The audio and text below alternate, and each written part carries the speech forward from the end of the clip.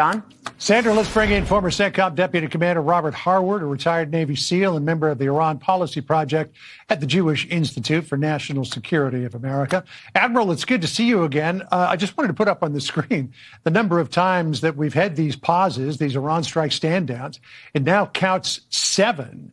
And we're back at the table again, apparently. We've seen this movie many times before, and it's never come to an adequate conclusion. I couldn't agree with you more, John. This has been the repertoire of the Iranian government for its whole existence. And to expect different results now is just unfortunate at best. And I really have to reinforce again, I think the most powerful tool the administration has right now is their economic pressure on Iran. They are getting no money from oil. And so any agreement needs to continue on that track until they meet all the objectives. They've got to increase the pressure diplomatically and economically while keeping the military option on the table.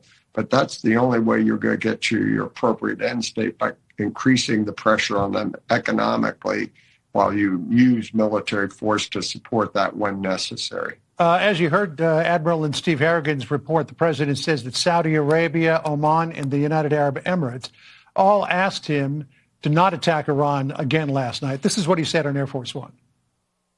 They asked us, Iran specifically, but the other 3 said I asked Saudi Arabia, the king, I said, the crown prince, I said, what would you rather do? Would you rather have us do this, Iran? They said, we would much prefer a deal as opposed to an attack, because you don't know where these attacks lead. I mean, will they be flooded with people pouring into their country and disaster? A lot of bad things can happen. You heard the president there say you never know where these attacks are going to lead. And there was a fear, I think, from Gulf nations that Iran was going to significantly escalate this conflict, which may bring the war right to their doorsteps.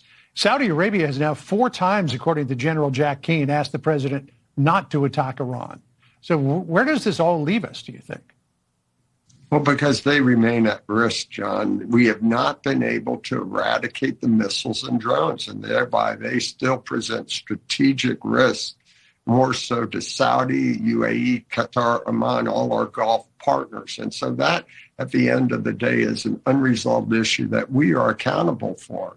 We need to ensure we eradicate their ability to strike our Arab partners in the Gulf, and that's what they're all concerned about. So until you can fix that problem, they're always going to be at risk, and that illustrates the long-term threat here and why this opportunity to resolve it now.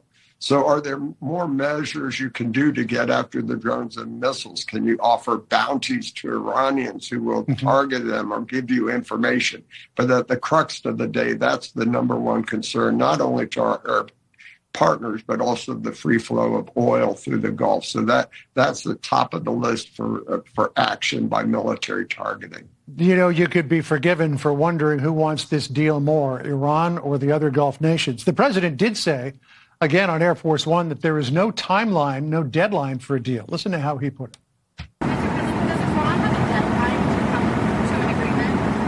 No, we'll just see how it is. We're ready to go anytime we want. Would I rather make a deal? I'm not looking to kill people, because people die, a lot of people die, and we don't want that. So the president says that there's no deadline for a deal. And my question to you is, Admiral, that if Iran was unwilling to make a deal on a deadline, why would they ever make a deal when there is no deadline? Well, the president's banking on the economic pressure with no money coming into the country.